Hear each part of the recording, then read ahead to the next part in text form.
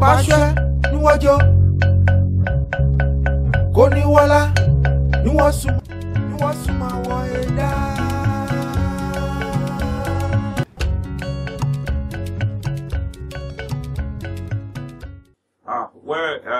As far as we are concerned, by the product of studies we have carried out since the advent of the present regime in Lagos State, we believe that the level of corruption in Lagos could be monumental. We have not done empirical calculations on what the cost of corruption has been. But we are also doing our homework on that. But we believe that in Lagos, where the internally generated revenue and the federation allocation hovers around 25 to 30 billion naira every month, it should not be the kind of Lagos we are living in at present. If you look around, you see most of the infrastructural facilities are in varying levels of decay. The roads are impassable. The school buildings are dilapidated. The roofs are leaking. The floors are broken. There are still primary and secondary schools in Lagos State without students and teachers' furniture. When you go there, you discover that most of the schools are overcrowded. Most of the classrooms are overcrowded. We actually did a study on the state of the so-called model colleges that they have. The one in Maryland, one in Concon, and some other places. You discover that their hostels are like pigsty, because everything, apart from being very dirty, there's no provision for sanitation and toileting. The water system there is, they have broken down, and we even have some pictures we can give to you. It is disheartening. So when you have situations like that, and you discover that this is a state that is being touted to be the center of excellence, there is no excellence anywhere in Lagos State. If you go to markets that are burned down are taken over by government, and the cost of it when they rebuild it goes beyond the affordability of average holder of market stores originally. When you go to healthcare facilities, you'll be surprised that the whole of Lagos has only one CT scan machine and 2 dialysis machines, and to a population that hovers between 20 and 25 million according to their own statistics. So look at the cost of tertiary education. You have to pay as much as 350,000 naira for a university that was primarily established to take care of the children of the masses in Lagos State. So everything, and it is not as if it is well equipped. There are no state-of-art equipment. The laboratories are lacking in instruments, to perform experiments. There are no workshops, no equipment for workshops. The training center, the computer center are just with a few computers that cannot even go around students who require the use. Their libraries and laboratories are equipped with archaic, materials and equipment. So basically, you just wonder, what are they talking about in Lagos State? There are some spots in Lagos State that have traditional traffic hold up. Since middle 80s, up till now, those are still the same spots that you are going to predict, right, that when you get there, you are going to run to traffic. Now, why is it difficult for Lagos to develop its waterways? They promised us light rail. Now, the light rail was supposed to have been delivered in 2013. This is almost the end time in 2014. We have not been able to enjoy the benefits of the light rail. So, and you just wonder where all the money could have gone to. The money must have gone to private pockets. Most of the projects that is being exhibited in Lagos as either sponsored by World Bank or corporate companies. The labeling of streets in Lagos was sponsored by World Bank. The deflooding of Lagos, that is drainage system, was sponsored by the World Bank. The ECO projects, which World Bank gave them about $90 million to execute, is haphazardly executed. Most of the buildings for ECO projects are not standing well. Okay, most of the furniture they supply are substandard and inadequate for the number of students that are supposed to be.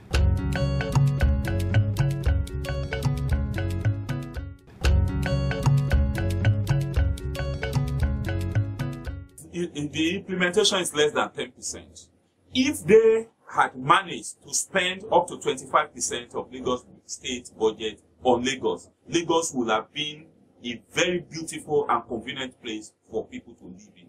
Day in, day out, you see court clashes here and there, rivalry here and there. It still even happened just yesterday, somewhere around Lagos Island. Now, these things, it shows you that there is no security of lives and property. Armed robbery here and there, court clashes here and there, ritual killing here and there, kidnapping here and there. What are we talking about despite the huge amounts of money contributed to the Lagos State Security Trust by corporate organizations and it's being managed by, a separate, entity. But you only see the vehicles parading here and there, but you don't see the security of lives and property in Lagos.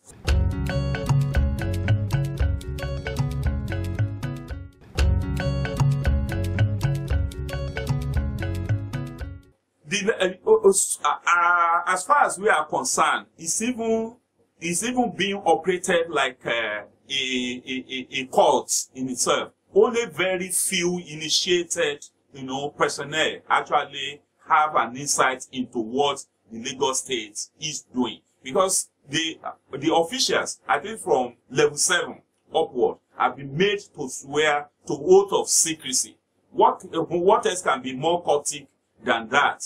Okay, so it is beyond secrecy. It is a cultic affair, and you needed to be initiated before you can know what is going on. If you ask them for the budget, it is perpetually not out of print, and you never knew when it was in print. They refer you to a website that you cannot understand.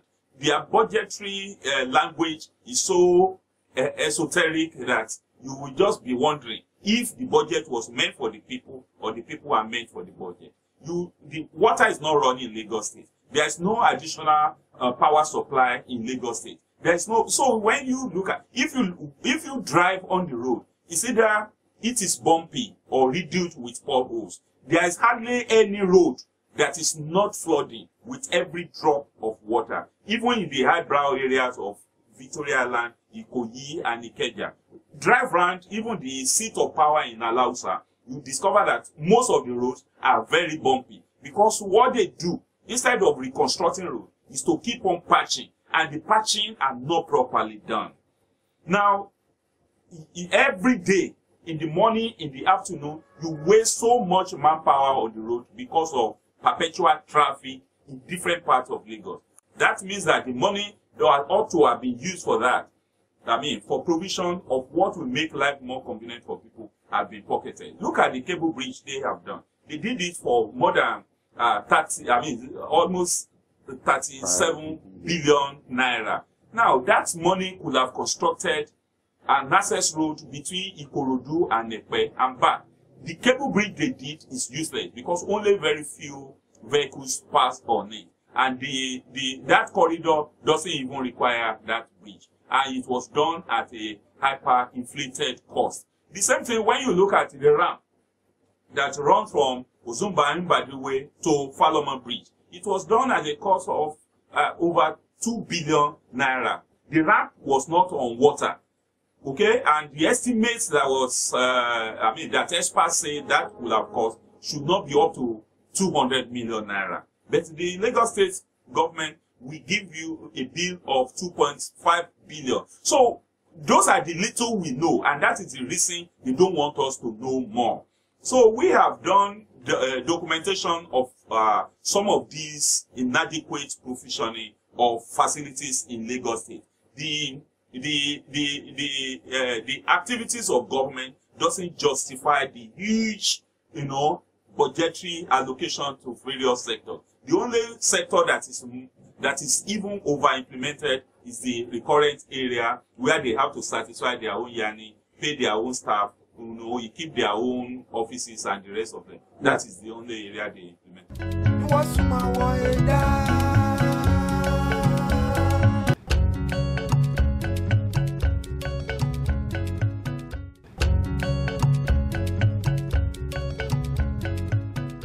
Well, when we stage, open protest to the governor's office, they didn't give us an audience. At the House of Assembly, we got the audience, and we extracted a promise that they are going to look into it. You also are aware, court stopped that. Then EFCC actually started, the investigation of Lagos State officials, only to be stopped when the court gave an injunction against the house. Okay? Before then, one of their main contractors, Olowolafe, had been arrested by EFCC and maybe detained for some time. But they couldn't proceed for God knows why. Maybe the same courting arrangement has stopped that. What we are planning is like I told you, we are already probing into the destination of the funds allocated for the developmental projects in Lagos State, especially those that we know. So when we know the destination, we are going to insist that the EFCC should come in, the ICPC should do their own work, and the SFU, that is Special Fraud Unit of the Nigeria Police, should also do their own. We are not going to stop at anything. Now, the governor will soon lose his immunity, and that will mean that he cannot continue to snub us. We are going to hold him accountable as long as he remains the same person that governs Lagos. If he fails to give us account while in government, he will be forced to give us account when he's out of government. And everybody that has worked with him, if they have helped him, to loot Lagos funds, we will be able to hold them responsible for their acts, and many of them will surely rot in jail.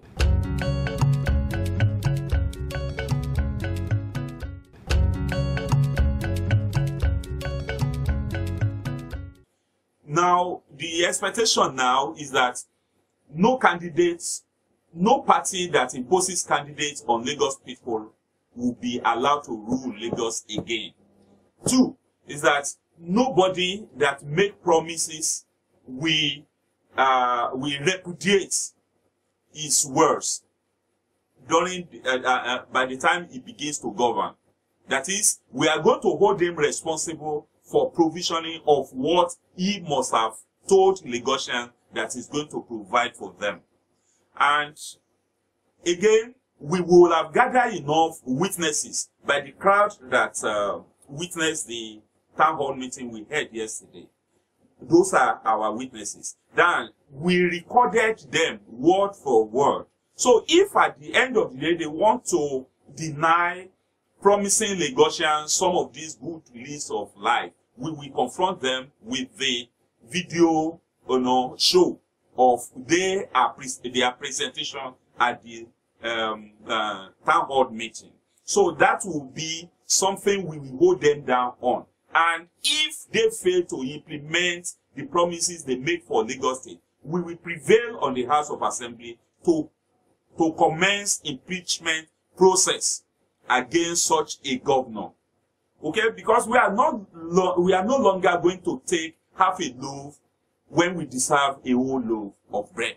So we are going to ask them for accountability. We are going to insist on probity. We are going to insist on transparency. We are going to insist on participatory democracy. Because if participatory governance had been in place, people will be the object of any project that will be executed. They will confirm from the people if actually they require what is being executed. And people will be able to tell them that, look, what you are constructing is not what we desire. What you are doing may not serve the best interest of those who are inhabiting the place. So basically, we are going to force participatory governance down their throats because they have refused to swallow it on their own. So we force it on them. So that is what is going to happen henceforth from 2015.